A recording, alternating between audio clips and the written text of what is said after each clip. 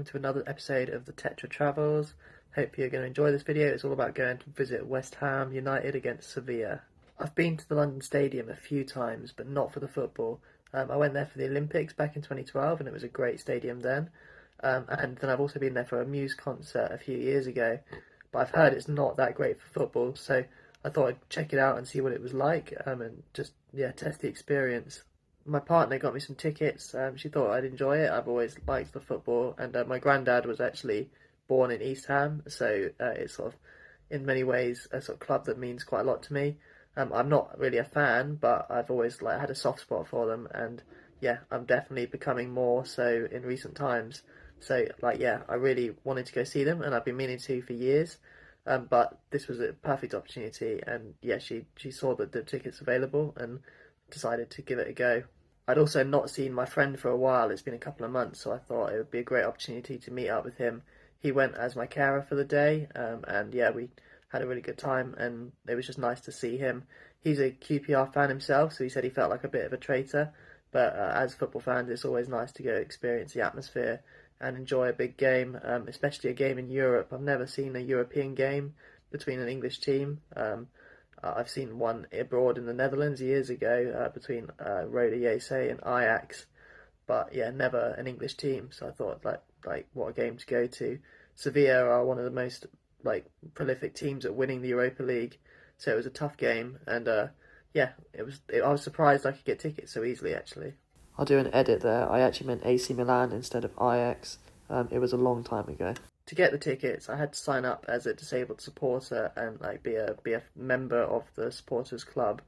It didn't take that long. I had to email them and send over some PIP forms, and that was a really easy process. I could then access the online ticketing, which is a bit of a revelation to me. Usually you don't get to access online ticketing systems, but it all seemed very easy, and I got a hold of tickets very easily. I just had to apply via email, and it all got sorted quite quickly.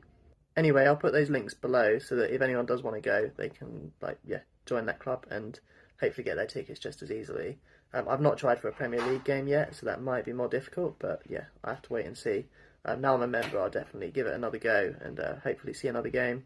I went via the Underground, via the Jubilee line, and arrived at Stratford Station. It's a bit of a walk to the stadium, maybe 15 minutes, and I went through Westfield Shopping Centre. You'll see a bit of that in a minute.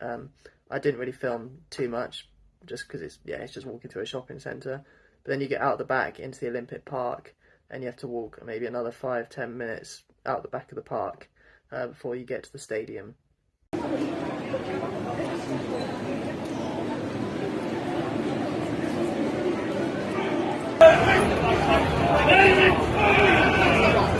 Once I was at the stadium, there was quite a long queue for security, but there was a sort of queue that was for access that I could bypass. So that was really quick and really easy.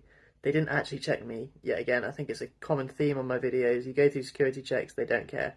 I feel it's a bit remiss of them, but actually makes my life easier, so I'm not complaining.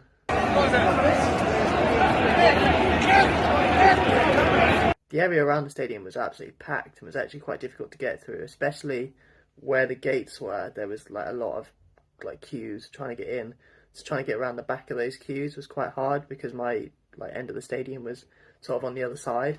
So that was quite difficult to negotiate the crowds, and I would say it was a bit overwhelming. And I'm someone that deals with crowds quite well, so I didn't really get fazed by it, but it might faze other people. So it's just one thing to consider.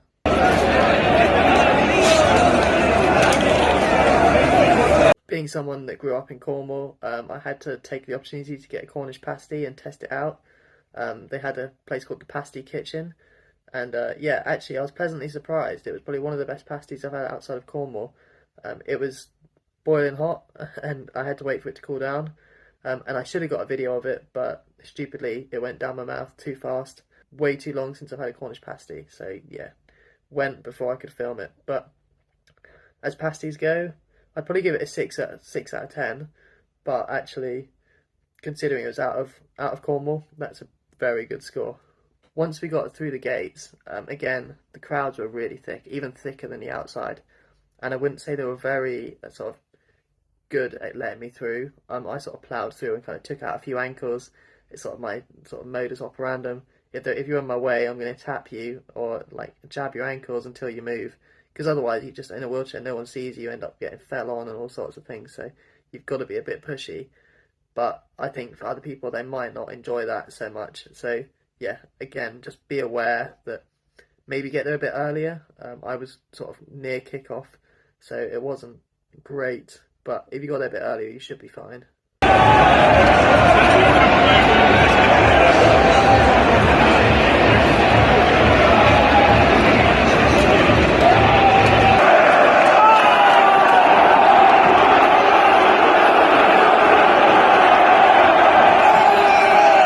I thought the seats were actually really good. There was loads of space, so it didn't feel too crowded.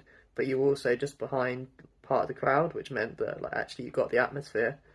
I feel like the view was okay from where I was. It might be better in other spots, but I'm quite short, so I was a bit low, and maybe some of the heads got in my way because the crowd in front of me stayed stood up the whole time. I have no issue with that. They're enjoying the game, but it did restrict my view of the sort of bottom third of the pitch and a bit of the goal. So kind of if it was like a possible scoring opportunity, I kind of had to strain and lean over to be able to see what was going on. But like overall, I would say it was a good view and great atmosphere.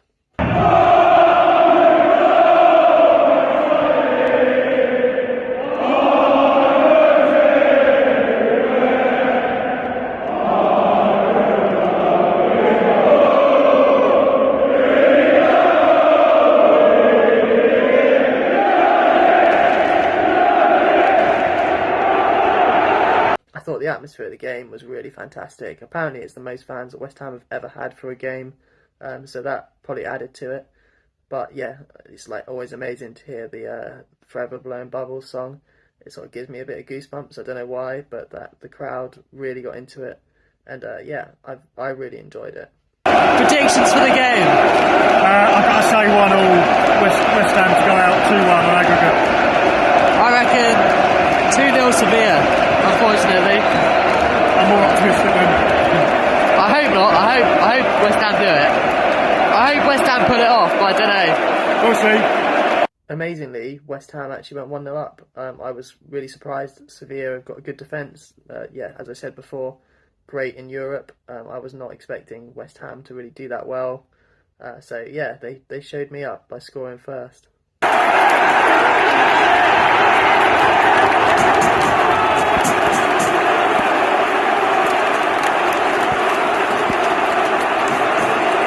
At half time, I was in a bit of a rush because there was a queue for the toilet, but I didn't actually film it, which is annoying because I always film the toilet to give people a sense of it. It was actually really clean, really spacious, like good, so I would give that a thumbs up. The only issue I would have is that the staff didn't seem to be very aware. Usually when I go somewhere, there's like a staff member hanging around with a key. I do have my own key for the disabled toilet, but I could not find it this day, which is partly why I was in a rush and didn't end up filming. But like it took someone like maybe 5 minutes to notice. Once they did, they were really friendly, really helpful, but I was just surprised how long, like I couldn't see any staff member around to be like, does anyone have a key? Which I found a bit frustrating. Normally you see a lot of stewards around that you can ask someone and they will know, or they'll be able to radio the right person. But yeah, it felt like the staff were a bit undertrained, or maybe not undertrained, but just not enough of them. But yeah, I would say once they were there, they were very friendly and they did help me out.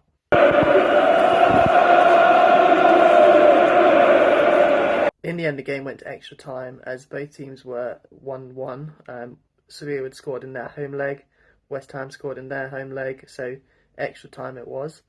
And then actually, amazingly, the goal scorer for West Ham to win the game was Yarmolenko, who was Ukrainian. So he was quite emotional about it all at the time.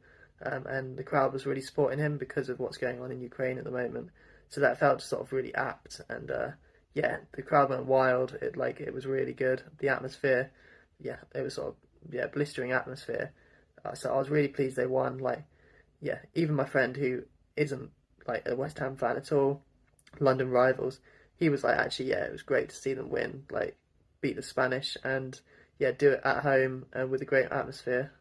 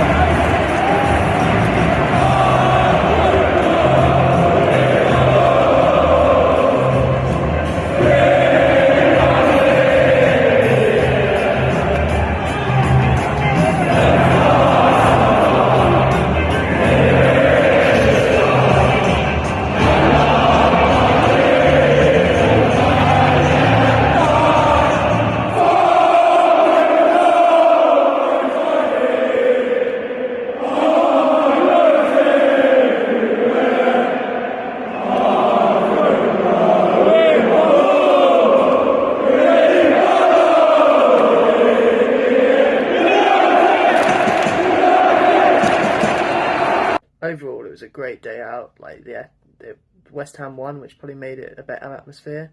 I don't know what it would be like if they lost, whether there'd be a bit of tension or anything like that.